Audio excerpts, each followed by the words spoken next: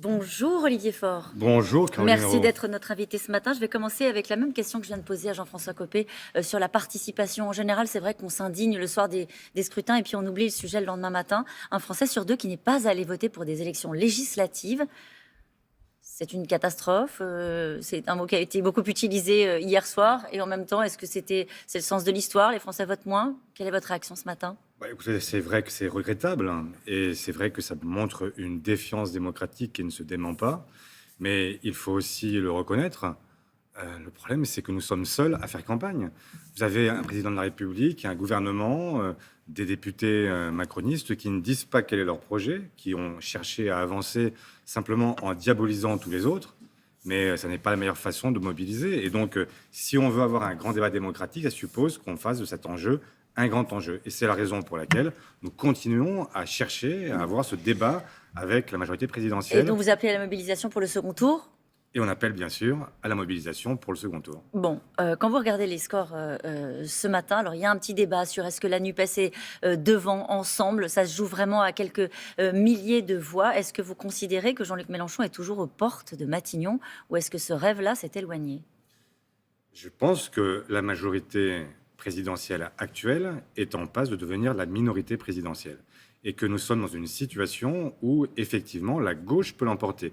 Et notamment si les jeunes qui étaient venus très nombreux à l'élection présidentielle reviennent dimanche prochain, si les quartiers populaires qui se sont moins mobilisés que précédemment reviennent, alors effectivement il y a une possibilité évidente que la gauche et les écologistes l'emportent la semaine prochaine. C'est encore jouable. C'est absolument jouable.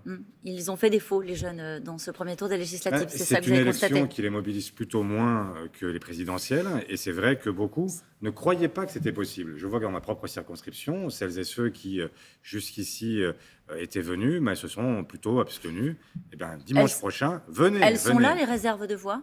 Oui, elles sont là. Parce que le problème, c'est quand on fait... fait l'union au premier tour, on n'a plus de réserve de voix au second. Oui, enfin, c'est valable pour La République En Marche, comme pour les LR, comme pour la NUPES, pour tout le monde. Cette question peut être posée. La réalité, c'est qu'il y a d'immenses marges possibles, notamment chez celles et ceux qui n'y croyaient pas, ne pensaient pas que c'était possible. C'est possible. On leur dit ce matin, c'est possible. Et donc, venez, rejoignez-nous. Quand Jean-Luc Mélenchon appelle au peuple à déferler, y compris ceux avec qui nous nous sommes affrontés au premier tour, on entend un appel aux électeurs, notamment du Rassemblement national, on se trompe? Non, je ne crois pas que ce soit... Il n'y a pas d'appel spécifique pour tel ou tel.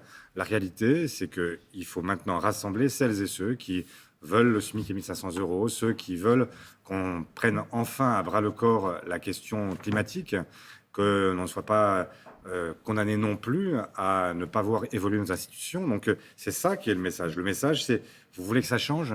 C'est possible. Alors venez. C'est la victoire de la gauche ou c'est surtout celle de Jean-Luc Mélenchon? C'est celle d'un rassemblement pluriel, de celle de la gauche et des écologistes, cette nouvelle union populaire écologique et sociale qui a fait la démonstration de sa capacité effectivement à créer une forme d'engouement à gauche, parce que la réalité, c'est que ça faisait 25 ans que nous n'avions pas réussi à être ensemble. Quand vous voyez les projections, les socialistes pourraient espérer entre 4 et 29 sièges, c'est ça?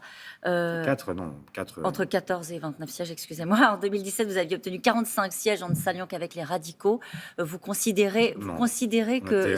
Non, on a eu en fait 25 sièges il y a 5 ans. Bon, vous considérez au fond que cette alliance-là a servi les socialistes? Elle a servi les socialistes, bien sûr, et elle a aussi servi l'ensemble de la gauche. Et l'objectif maintenant, c'est d'arriver ensemble à conquérir le pouvoir. Qu'est-ce que vous dites ce matin à ceux qui vous ont dit que vous étiez le fossoyeur du Parti socialiste? Je crois qu'il n'est pas utile de continuer les polémiques avec eux. Je crois que les résultats sont là. Mais vous le considérez vraiment? Vous considérez vraiment que ça valide le choix que vous avez fait? Absolument. Mais vous savez, où sont les candidats, les fameux dissidents dont on a tellement parlé jour après jour? Je vois qu'ils sont tous éliminés au premier tour.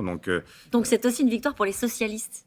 Bien sûr, bien sûr. Et c'est quoi un socialiste qui voudrait la défaite de la gauche? Mais moi, je n'en suis pas. Je suis de ceux qui, socialistes, justement, veulent arriver à arrimer ce pays à un autre projet, notamment parce que je crois qu'il y a des questions qui sont essentielles sur les inégalités, sur le réchauffement climatique, sur la démocratie, qui supposent qu'on agisse vite. Il y a une urgence. Et donc, laisser penser qu'il faudrait simplement à chaque fois se battre contre ceux qui sont les plus proches de vous, je n'en suis pas. Jean-Luc Mélenchon a évoqué ces 80 milliards qu'il va falloir trouver pour que le gouvernement reste dans les clous des 3%. C'était l'argument, les éléments de langage d'hier soir. C'est cette mauvaise surprise-là que vous allez défendre dans cet entre-deux tours. Ces 80 milliards que le gouvernement devrait trouver pour rester dans les clous de Bruxelles. C'est une réalité. Aujourd'hui, nous avons, donné un détail sur notre propre financement et on voit qu'on a un président de la République qui ne dit pas la vérité. La vérité, c'est qu'il a communiqué à Bruxelles un plan qui fait effectivement état d'une obligation d'économie de 80 milliards par an. Comment voulez-vous, avec 80 milliards par an, qu'il puisse assumer ce qu'il nous dit sur le pouvoir d'achat, sur l'hôpital, etc. Et donc, il y a effectivement un programme caché. Et c'est la raison pour laquelle, depuis des semaines, il ne dit rien. Mais la réalité, c'est que, vraisemblablement, sur la TVA, il a prévu de l'augmenter pour une large part des produits que nous connaissons aujourd'hui. Vous avez des informations ? Nous avons des informations. Nous avons, en fait, quelques éléments qui nous laissent penser que dans les tiroirs de Bercy aujourd'hui, il y a, en fait, un projet qui est d'augmenter une part de la TVA. Et que ça suppose donc qu'ils s'annoncent et qu'ils disent les choses clairement. Vous leur demandez de clarifier. Et donc, il doit clarifier, puisque s'il y a 80 milliards qui manquent pour assumer son propre budget, il faut qu'il nous dise où il entend les trouver. Il nous dit « je ne toucherai pas à l'impôt des plus riches ». Dans ces cas-là, il y a quelque chose qui manque. Merci beaucoup, Olivier Faure. Merci à vous.